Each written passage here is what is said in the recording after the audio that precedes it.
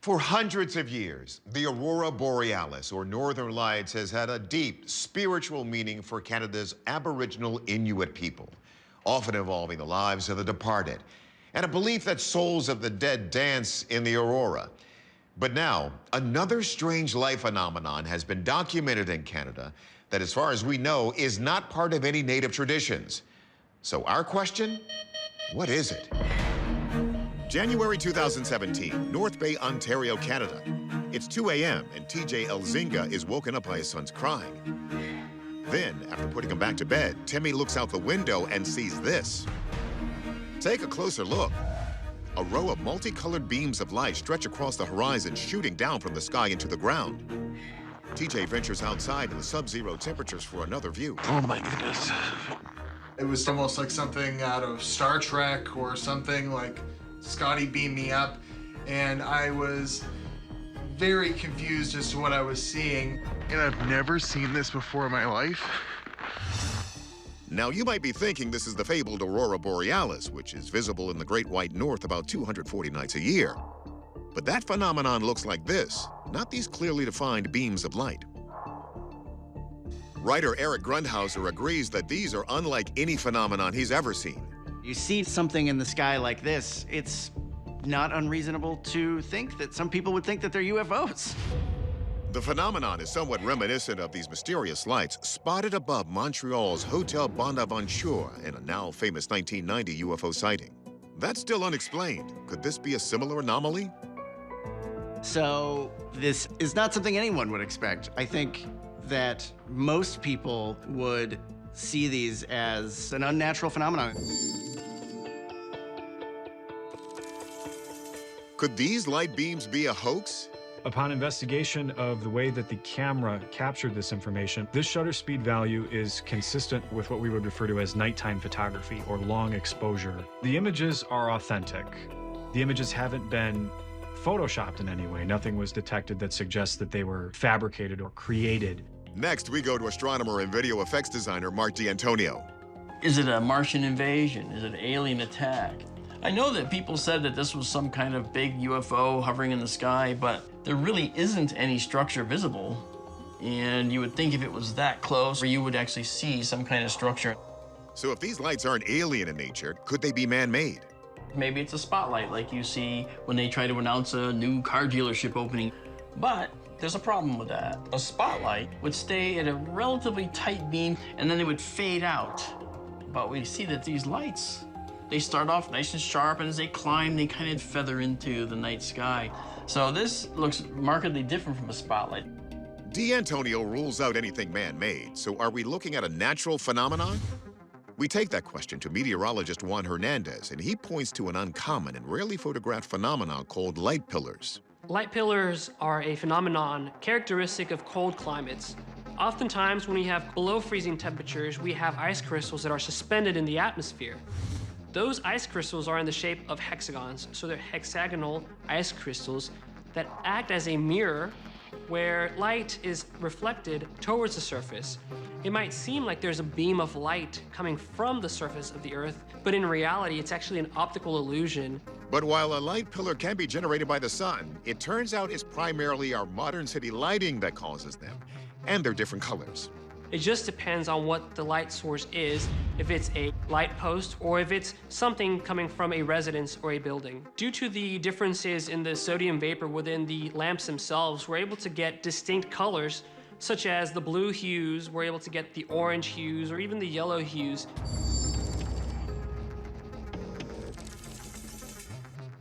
Our verdict? Light pillars. These rare phenomena have been spotted around the world on cold winter nights from Wyoming to Sweden, even the Antarctic. But conditions have to be just right for this rare phenomenon to occur. In most instances, when light pillars form, temperatures are minus 10 to 20 degrees Fahrenheit, if not colder. So if you go out looking for them, don't forget your coat. Now from the ancient world to the modern world. For more than a century, people have reported seeing mysterious lights over North Carolina's Brown Mountain. But despite thousands of sightings and at least a dozen theories on the possible cause, to this day, no one has figured out what they are or if they're even real. Our next video may finally provide the proof we've been seeking. It's July 2016 in the Pisgah National Forest in western North Carolina. 2 astronomy-grade cameras have been installed by Appalachian State University astrophysicist Dr. Dan Caton to observe the Brown Mountain Ridge every night. And now they seem to have captured something inexplicable. Anomalous white lights blink on sporadically in the night sky high above the ridge and over the street lights down in the town. In the span of about 20 minutes, they appear at least 4 times. Dan says when he played back this footage, he was amazed. This video stood out in that it had something that was obviously different. But we had a light here that persisted over 20 minutes, came and went, had no lateral motion, sideways, had no up-down motion. These claims of paranormal, they deserve investigation. Although accounts of the mysterious lights go back many years, the first published article about them only came out in 1912. Around this time, there were frequent reports of sightings from a spot near a local hotel in the mountains. Journalist M.J. Benaiah says the reports had reached such a fever pitch by 1922 that the U.S. Geological Survey decided to investigate. People claim that what we're seeing here is a phenomenon known as ball lightning. You have static electricity just like you do with a regular lightning strike, except instead of it arcing into a sort of line, it balls up and it sort of hovers temporarily. Others, though, believe the Brown Mountain lights have a spookier source.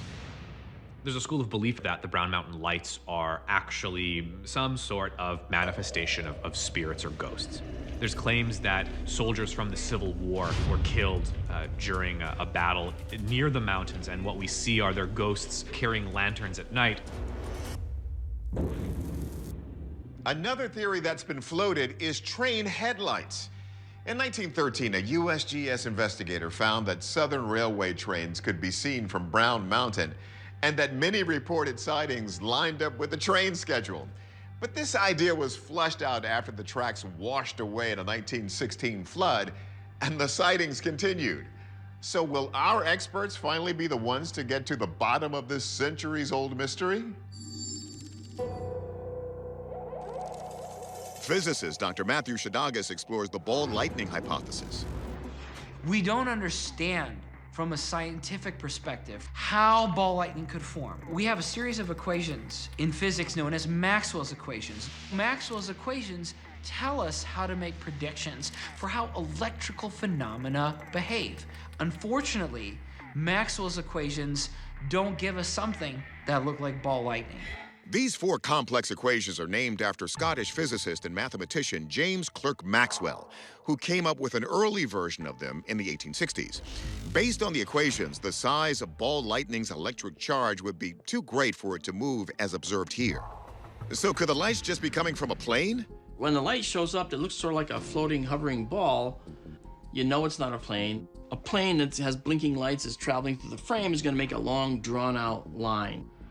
But what if it could be a reflection of a light on the ground, as we discussed before in the case of the Turkish UFO? Since we keep mentioning the Fata Morgana phenomenon, here's how it works. It occurs when the temperature of the air below the line of sight is colder than the air above.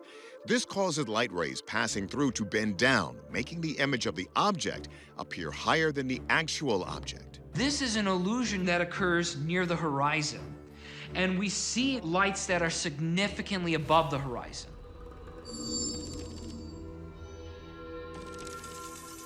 The high altitude of the lights doesn't seem to make much sense for the Fata Morgana theory, and the conditions need to be just right to create such an illusion. This is seen with such frequency, we're going to rule that explanation out. Therefore, our verdict is that the Brown Mountain lights remain unexplained. Hopefully, with continuing research, we will someday crack the code. You may have heard or said the famous phrase, "the sky is falling," which comes from a fable about a chicken who believes the sky is collapsing when an acorn hits him on the head. But can the sky actually fall? Watch this before you answer. December 2018, it's a hot day in the Western Australian town of Kalgoorlie. As storm clouds begin to gather on the horizon, Lee Stevens aims his camera at the menacing skies before him. Then, suddenly out of nowhere, he sees this. An eerie green specter appears in the clouds. It's slightly curved, almost like a crescent moon with a small spike towards one end. One thing is for sure, it's nothing like Lee has ever seen before.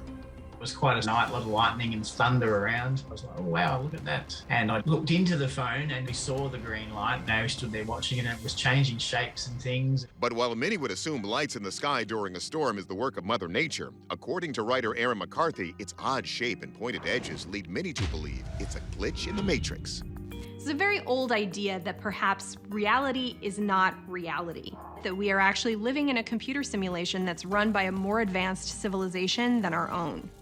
In 1965, Gordon Moore, the founder of Intel, postulated that the speed and capability of computers can be expected to double every 2 years. Now, picture human civilization millions of years in the future with computer processing power beyond anything we can imagine. What if they created a massive simulation to study their ancestors, and that sim is us? Our now is actually far in the future, and we are simply pixels in a program. Well, as with our own computer programs today, sometimes there's a bug. Could this strange anomaly in the sky be proof of a glitch in a future civilization simulation? The idea that the world is actually an illusion has been discussed in philosophy and in cultures throughout history, from ancient Greece to India to the Aztecs. In fact, it turns out some scientists actually put the probability that we are in a simulation at around 50-50. So is this mysterious green anomaly evidence of a computer sim gone wrong, or could there be other factors at play? Our experts investigate. First, we go to meteorologist Juan Hernandez. Is it possible the weather that day is responsible for this ominous green light? The weather conditions during the thunderstorms, they were quite chaotic. We had wind speeds in excess of about 70 miles an hour when these thunderstorms were coming through. Now, this here is fairly static. We don't see any wiggle or any flashes. So then are we looking at a different kind of atmospheric phenomenon? Could this be the Southern Hemisphere's version of the aurora borealis? When looking at the southern lights, everything is moving. It's not stationary. It looks like flying ribbons in the sky, and that's just not what we see here. This is a static light or a static net. If natural explanations can be discounted, then could we really be living in an advanced computer simulation? Well, to be fair, we can't discount any theory. However, I believe that applications of science can tell us what we're seeing. Instead of computers controlling a simulation, D'Antonio begins by exploring the idea of computers controlling light. Early in my analysis, I thought, could this be a green laser pointing into the sky and playing back and forth? Trouble was, the projection of the laser isn't gonna work that way on these soft clouds, and you won't get these hard edges. You'll get more of a diffuse glow. But as D'Antonio digs deeper, he does find a very telling clue in the footage. I noticed that, like this tree and everything, if you watch, boom, goes out of focus right there just as soon as that shows up. To me, the evidence takes us more toward an ordinary water drop on the camera. We're looking at a hot spot point source that's refracting light off of the water drop on the camera. And that's what we see here. In this reflection, the camera is saturated by this bright light out here. And so we're getting a reflection. I think that he was really excited by the thunderstorm that he was recording, and then he saw the object in the sky and said, whoa, look at that, that's cool. You know, probably didn't realize that he had water on his lens. Our verdict, we're going with a water droplet on the lens. We think D'Antonio's observation that the bottom of the picture loses focus at the same time the anomaly occurs is the key. But hey, it's not every day that a simple explanation leads to such spectacular video. The great Jim Morrison once advised all motorists to keep your eyes on the road and your hands up on the wheel. But that's easier said than done when what's coming at you on the highway is breaking on through the doors of perception. It's a November night in 2019, and long-haul trucker James Cole is passing through Stevensville, Wisconsin. After hours of plain highway, he comes around a turn and sees this. Man, what's with that purple in the sky? A fuchsia light glows over the road, a stark contrast to the dark night sky. That's kind of trippy, huh? Purple lights in the sky. And it doesn't go away either. As James drives, it appears to get bigger and closer. I was talking on the CB radio as I was passing other trucks to say, "Man, do you guys see this? What is this thing? What is that?" No one was calling back, but it's most unusual. James is perplexed by why his shout-outs to his fellow truckers are met with radio silence. I had posted it to my YouTube channel. It got an uproar, but no one could really pinpoint exactly what it was, and I couldn't either. So imagine you're the driver in this truck. You glance up to the skies and you see this. The first thing you notice, obviously, is the color. It's pink. And then you notice the shape, right? Not a sunset that I've ever seen. Not something tied to the aurora borealis. Not a beacon of any kind. This driver continued on his journey for miles. It never left the sky. It didn't appear to move. If I saw this on the road, I'd be pretty freaked out. Author Amy Teitel says the theories varied. One of the leading theories was that this pink cloud is evidence of chemtrails. Chemtrails are a theory that the government is releasing toxic chemicals into the atmosphere by plane for a variety of reasons, ranging from mind control to weather control. Another theory is that this pink cloud is some kind of electromagnetic field or radiation, which is reminiscent of the famous Zona de Silencio in Mexico. This is a region in the Mapimi Desert where allegedly no cell phone or radio signals can get through. It is a complete dead silence zone. An electromagnetic field is a force field produced by stationary electrical charges being combined with moving magnetic currents. This force could become entangled with CB radio waves, throwing off their signal or causing them to stop completely. Perhaps this is why James's CB radio couldn't reach anyone. What else could be at play here? Rumors about La Zona del Silencio began in 1970 when a U.S. military base fired a test missile toward the White Sand Missile Range, and the rocket ended up in the Mapimi Desert 400 miles south of its target. This secret operation remains a mystery. Could similar forces be at play in Wisconsin? Hopefully our experts can hit the mark. First, we turn to meteorologist Juan Hernandez. Could this be evidence of the fabled chemtrail? We have actually 2 satellites that cover the whole Western Hemisphere. We would be able to detect if there was some sort of chemical being released into the atmosphere. In reality, what people call chemtrails are actually water vapor from the engines of the airplane, usually in a line. In this case, we don't have a line. It's more like a circular or a blob of light. But what does he think about this being some sort of electromagnetic event? Physicist Matthew Shadakis weighs in. I do find it intriguing that the truck driver claims to be unable to contact others because that would hint towards something electromagnetic in nature, but that doesn't necessarily correspond with a light in the sky. There are many different ways to create dead zones with cellular signals, but they're not going to produce a visible effect that you can see in the sky. So what are we looking at? I looked at the exit sign, where in Wisconsin this video took place, and it turns out that very nearby, there is an organization that runs an aquaponics facility that uses purple LEDs to grow their plants.